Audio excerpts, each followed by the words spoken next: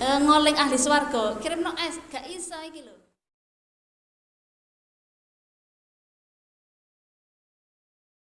Assalamualaikum warahmatullahi wabarakatuh. Alhamdulillahirabbil alamin. Wassalatu wassalamu ala asrafil anbiya'i wal mursalin sayyidina wa maulana Muhammadin sallallahu alaihi wasallam wa ala alihi wa sahbihi ajma'in. Terima kasih telah menyimak video Para ini. sahabat, Semoga para bermanfaat pecinta dan bertambah ilmunya. Rasulullah sallallahu alaihi wasallam. Kali ini saya akan mengetengahkan bagaimana seseorang pembuktiannya rasa cinta terhadap Rasulullah Shallallahu Alaihi Wasallam. Yang belum subscribe silahkan subscribe dahulu karena subscribe itu gratis. Yang dipraktekkan kepada seorang pencinta Nabi Muhammad Shallallahu Alaihi Wasallam. Rasa cinta tentu ada dalam diri setiap manusia, dan selayaknya seorang Muslim, rasa cinta itu tidak hanya untuk orang tua, pasangan, keluarga, dan saudaranya sesama Muslim saja. Akan tetapi rasa cinta kepada Nabi Muhammad Sallallahu Alaihi Wasallam, hal ini sudah berlaku sejak zaman para sahabat Rasulullah Sallallahu Alaihi Wasallam, yang mana mereka telah mencontohkan rasa cinta kepada Rasulullah Sallallahu Alaihi Wasallam melalui pembuktian yang nyata, seperti turut mengikuti dan mendukung pengorbanan Rasulullah, ikut serta membelanya. Bahkan tak sedikit yang rela menjadi tameng hingga harus bertukar nyawa, saking besar rasa cintanya kepada Rasulullah Shallallahu Alaihi Wasallam. Di bulan Rajab ini kita terus tingkatkan mengenang jasa-jasa Rasulullah Shallallahu Alaihi Wasallam, sehingga kita menjadi umat Rasulullah, pengikut Rasulullah Shallallahu Alaihi Wasallam. Maka dengan sebab itulah kita seharusnya menanamkan rasa cinta dan rindu kita kepada Rasulullah Shallallahu Alaihi Wasallam. Tak sedikit di antara mereka, yaitu para sahabat, para pencinta Rasulullah, para pencinta Nabi, yang rela kehilangan harta kekayaan, jiwa, anak, orang tua, dan kenikmatan lainnya daripada harus kehilangan sosok Rasulullah Shallallahu Alaihi Wasallam. Hal ini bisa dilihat dari setidaknya sahabat Ansor dalam perang Hunain.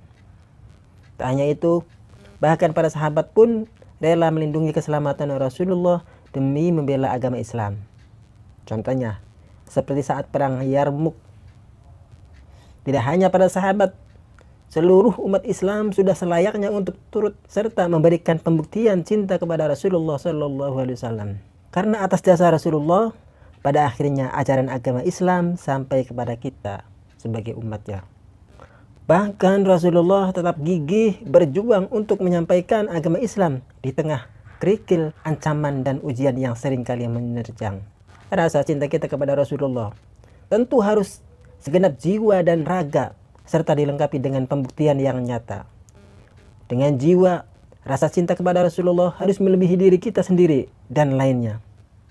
Sedangkan raga, pembuktian rasa cinta ditunjukkan dengan mengikuti sunnah-sunnahnya, mempelajari sejarahnya, mengamalkan ajarannya, serta banyak bersalawat kepadanya. Cinta kepada Rasulullah Sallallahu Alaihi Wasallam bukti cinta juga kepada Allah Subhanahu Wa Taala. Seperti yang difirmankan oleh Allah, "Qul in kuntum tuhibbunallaha fattabi'uni yuhibbukumullah wa yaghfir lakum dzunubakum wallahu ghafurur rahim." Yang artinya, wallahu a'lam bimuradihi, jika kamu benar-benar mencintai Allah, ikutilah aku, yaitu Nabi Muhammad. Niscaya Allah mengasihi dan mengampuni dosa-dosamu. Allah Maha Pengampun lagi Maha Penyayang. Para sahabat, dahulu kala ada seorang penyair hebat dan sangat terkenal, yaitu namanya Syekh Farazdak, di mana beliau selalu asyik memuji Rasulullah Shallallahu Alaihi Wasallam. Beliau mempunyai kebiasaan melakukan ibadah haji setiap tahunnya. Suatu waktu ketika beliau melakukan ibadah haji, kemudian datang berziarah ke makam Rasulullah Shallallahu Alaihi Wasallam dan membaca qasidah di makam beliau. Dan ketika itu ada seorang yang mendengarkan qasidah pujian yang dilantunkannya.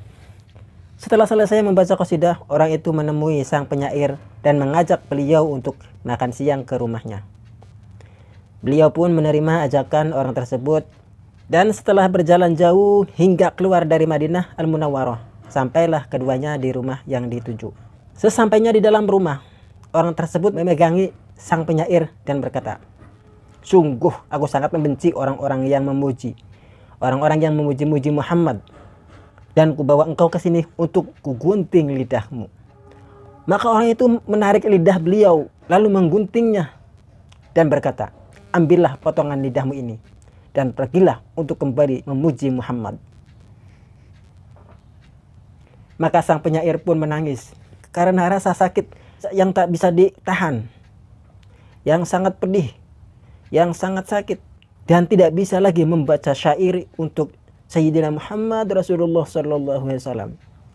Kemudian beliau datang ke makam Rasulullah sallallahu alaihi wasallam seraya berdoa, "Ya Allah, jika penghuni makam ini tidak suka atas pujian-pujian yang aku lantunkan untuknya, maka biarkan aku tidak lagi bisa berbicara seumur hidupku.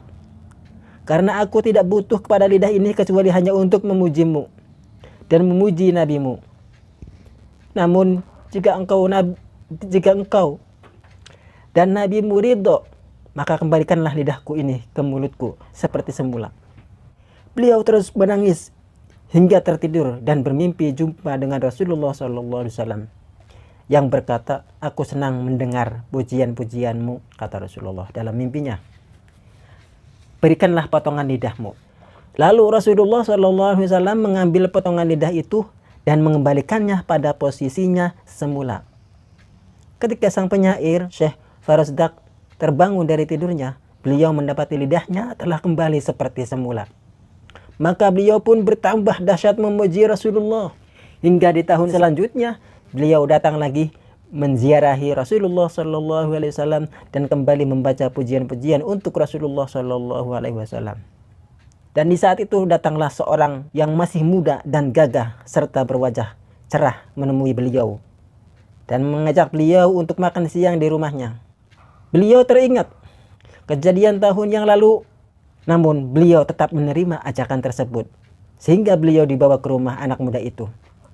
Sesampainya di rumah anak muda itu, beliau dapat di rumah itu adalah rumah yang dulu pernah beliau datangi, lalu lidah beliau dipotong di tempat yang sama, di rumah yang sama, namun beda orang. Kalau dulu orangnya agak tua, sekarang adalah orang yang muda. Anak muda itu pun meminta beliau untuk masuk, yang akhirnya beliau pun masuk ke dalam rumah itu hingga mendapati sebuah kurungan besar terbuat dari besi dan di dalamnya ada kerak yang sangat besar dan terlihat sangat beringas. Maka anak muda itu berkata, "Engkau lihat kerak besar yang di dalam kandang itu? Dia adalah ayahku yang dulu telah menggunting lidahmu." Maka keesokan harinya Allah merubahnya menjadi seekor kera. Dan hal yang seperti ini telah terjadi pada umat terdahulu sebagaimana firman Allah Subhanahu wa taala, "Falamma ataw amma nuhu anhu qulna lahum kunu qiradatan khasiin." Al-A'raf. Yang artinya wallahu a'lam bimuradi wa mana. Maka setelah mereka bersikap sombong terhadap segala apa yang dilarang, kami katakan kepada mereka, "Jadilah kalian kera yang hina." Quran surat Al-A'raf ayat 166. Kemudian anak muda itu berkata, "Jika ayahku tidak bisa sembuh, maka lebih baik Allah matikan saja." Maka Syekh Farazdak berdoa, "Ya Allah, aku telah memaafkan orang itu dan tidak ada lagi dendam dan rasa benci kepadanya." Dan seketika itu pun Allah Subhanahu wa taala mematikan kera itu dan mengembalikannya pada wujud yang semula, yaitu menjadi manusia kembali. Dari kejadian itu jelaslah bahwa sungguh Allah Subhanahu wa taala mencintai orang-orang yang suka memuji Nabi Muhammad sallallahu alaihi wasallam. Karena pujian kepada Nabi Muhammad sallallahu alaihi wasallam disebabkan oleh cinta dan banyak memuji kepada Nabi Muhammad, berarti pula banyak mencintai beliau. Dan semakin banyak orang yang berzikir, bersolawat dan memuji Nabi Muhammad sallallahu alaihi wasallam, maka Allah akan semakin menjauhkan kita, wilayah kita dan wilayah-wilayah sekitar dari musibah, dan digantikan dengan curahan rahmat dan anugerah dari Allah Subhanahu wa taala. Melalui dengan kisah ini, betapa agungnya, betapa besarnya kita bersalawat kepada Rasulullah sebagai tanda bukti cinta kepada Rasulullah Shallallahu Alaihi Wasallam. Walaupun dosa kita banyak, walaupun dosa kita bergunung-gunung, tapi kita jangan sampai melepaskan bersolawat, jangan sampai melupakan solawat untuk mengingat Rasulullah Shallallahu Alaihi Wasallam, untuk menumbuhkan rasa cinta kepada Rasulullah Shallallahu Alaihi Wasallam. Semoga kita mendapat syafaat dari Rasulullah Shallallahu Alaihi Wasallam kelak di hari akhirat nanti. Amin ya rabbal alamin. Kisah ini diceritakan oleh Al-Mafullah Al-Habib Munzir bin Fuad Al-Musawwa. Wallahu alam bisawab. Allahumma sholli ala sayyidina Muhammadin wa ala ali sayyidina Muhammad. Dan jika ada kesalahan, silahkan tegur saya. Jika ada yang lebih tahu, silahkan tambahkan di kolom komentar video ini. Dan saya mohon maaf yang sebesar-besarnya. Dan akhirul kalam, wassalamualaikum warahmatullahi wabarakatuh.